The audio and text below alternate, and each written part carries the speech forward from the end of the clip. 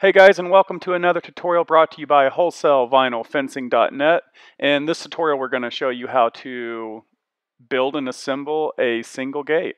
So the first step is you're going to want to string out your line of fence and then measure it out and then spot the marks on the ground so you can get ready to dig your post holes.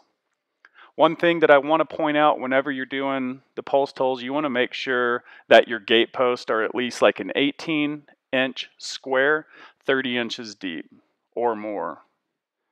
This one, the ground had a little bit of slope, so we had to dig it out. And notice we fill the hole completely full with concrete and then drive the post down into the ground.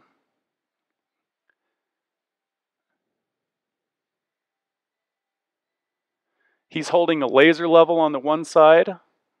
The other guy has the reader, and then we're just going to drive that post right down into place. Whenever you have a fence coming off the side of a house, if possible, you want it to be straight. You can see he just screwed the steel into the post. That's going to be the hinge post. They're running the string line so they can get the hinge post in line, and then they're going to set the top. On this one, they're going to be doing a 48-inch gate, so it's going to be a 50-inch opening from post to post. Now that the fence is in, we put the hinges on, and you can see about where we put those.